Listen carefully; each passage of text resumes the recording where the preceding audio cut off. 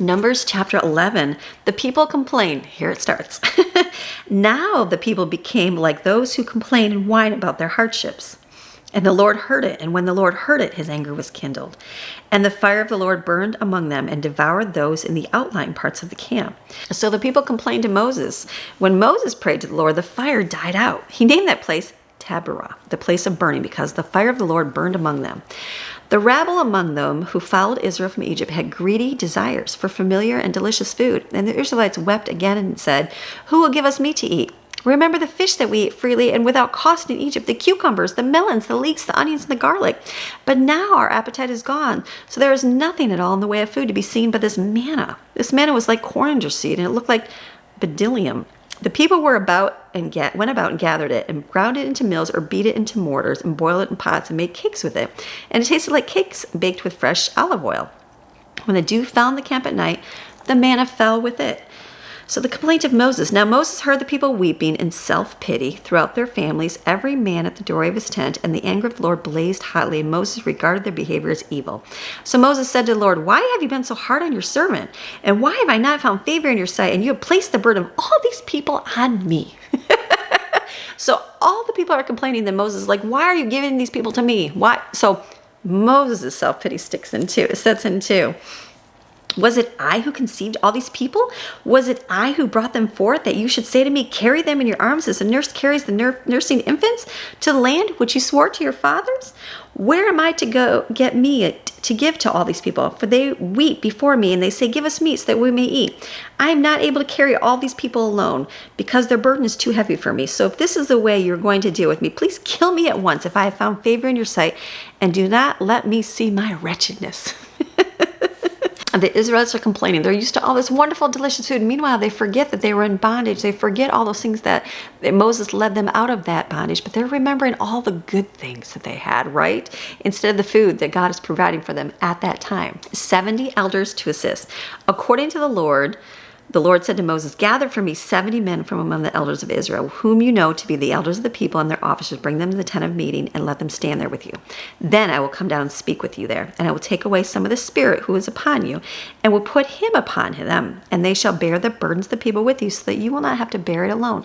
So Moses is complaining up a storm to God, and God's like, he's probably up there just looking, okay, but he's like, "Here, let me help you." "Say to the people, consecrate yourself for tomorrow, and you shall eat meat, for you have wept in the ears of the Lord, saying, 'Who will give us meat to eat? For we were well off in Egypt. Therefore the Lord will give you meat, and you shall eat.'" He's like, "I'll give you some meat. You shall eat not one day, nor 2 days, nor 5, nor 10 days, nor 20 days, but a whole month, until it comes out of your nostrils and is disgusting to you, because you have rejected and despised the Lord who is among you, and have wept in self-pity before him. Why did we come out of Egypt?" But Moses said, "The people among whom I am are 600,000 fighting men on foot, besides all the women and children. Yet you have said, 'I will give them meat so they may eat for a whole month.' Should flocks and herds be slaughtered for them to be sufficient for them? Or should all the fish of the sea be collected for them to be sufficient?" The Lord said to Moses, "Is the Lord's hand limited? Is it short? Is it inadequate? You shall now see whether my word will come to pass for you or not." God's like, "Am I limited? Can I not do good things for you?" He's like, "Why don't you just see?" So Moses went out and spoke to the people the words of the Lord, and he gathered 70 men from among the elders, just like he said. He stationed them around the tabernacle. Then the Lord came down in the cloud and spoke to them. He took some of the spirit who was on Moses and put it upon the 70 elders. Then when the spirit rested upon them, they prophesied, praising God and declaring his will, but they did not do it again. But 2 men had remained in the camp, one named Eldad and the other named Medad. The Spirit rested upon them. Now they were among those who had been registered but had not gone out of the tent, and they prophesied in the camp. So a young man ran and told Moses and said, "Eldad and Medad are prophesying, extolling the praises of God and declaring his will in the camp." Then Joshua the son of Nun, the attendant of Moses from his youth, said, "My lord Moses, stop them." But Moses said to them, "Are you jealous for my sake? Would that all the Lord's people were prophets, and that the Lord would put his spirit upon them?"